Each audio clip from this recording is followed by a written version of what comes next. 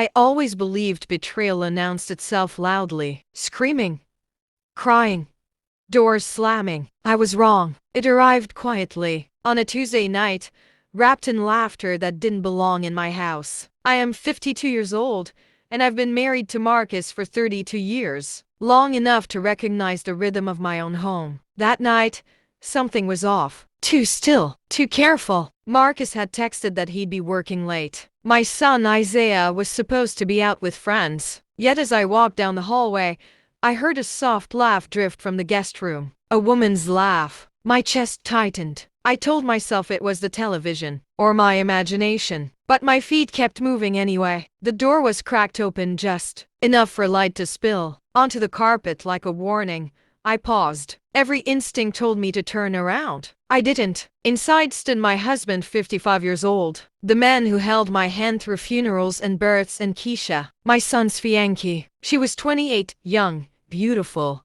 wearing the smile I'd seen across our dinner table 100 times. Marcus stood too close, too comfortable. Then her hand touched his chest. Time slowed. My mind searched for another explanation, any explanation, but none came. When she leaned in and kissed him, something inside me went completely silent. I didn't scream. I didn't confront them. I stepped back into the shadows like I had never existed at all. In the kitchen, I sat down hard, gripping the edge of the table to keep from collapsing. The refrigerator hummed softly. A family photo stared back at me, Marcus. Isaiah smiling like we didn't know our lives were already burning. Minutes later, Marcus walked in. He froze when he saw me sitting there in the dark. "How long have you been there?" he asked, his voice shaking. "Long enough to lose everything." "I know," I said quietly. He opened his mouth, but no words came. And in that silence, I understood something terrifying. This wasn't a mistake. This was a secret. And secrets this deep don't end, they explode.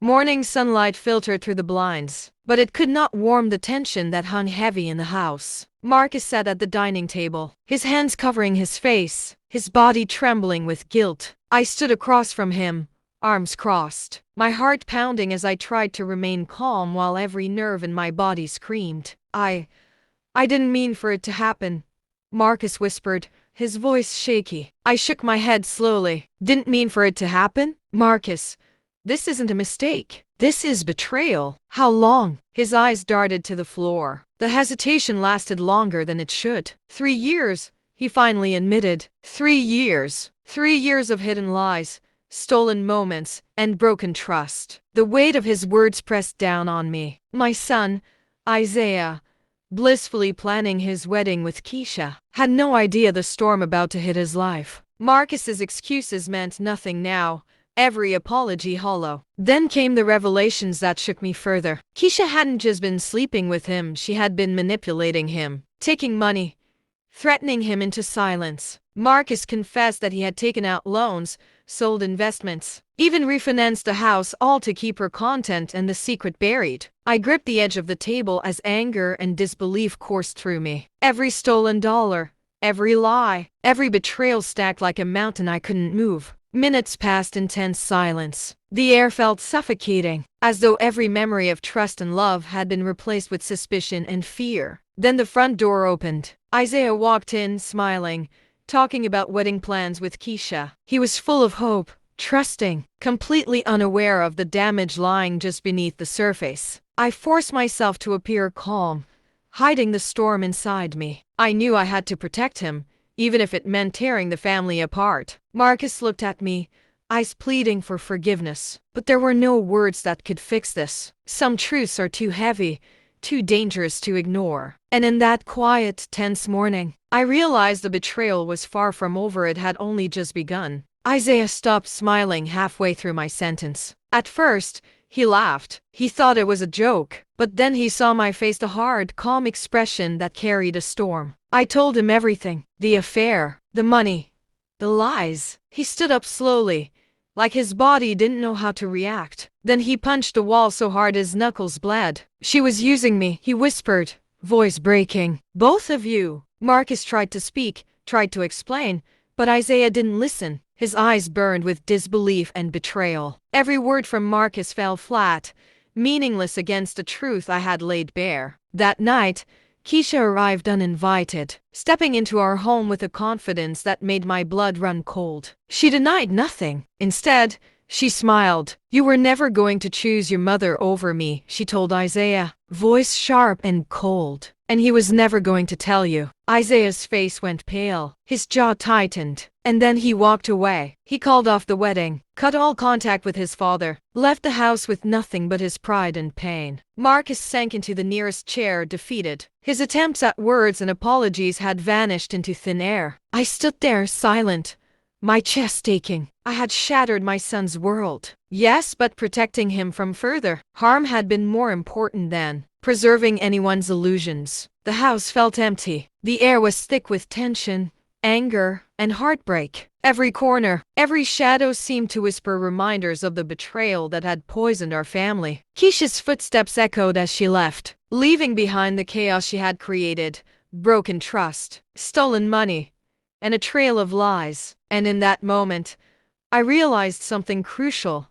Some truths are brutal, but they are necessary. We couldn't go back to how things were. We could only move forward, wiser, stronger, and more aware of the dangers lurking behind the smiles we once trusted. That night, I vowed to myself, I would not let betrayal define us. I would rebuild carefully, brick by brick, because even in the darkest storm, survival and clarity were possible. The morning light spilled softly through the blinds, illuminating the empty spaces in the house that had once held so many memories. I sat at the dining table, signing the divorce papers. Marcus stood silently behind me, his head lowered, the weight of guilt pressing down on every movement.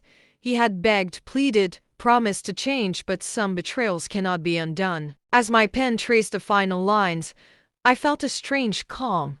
This act was not just legal.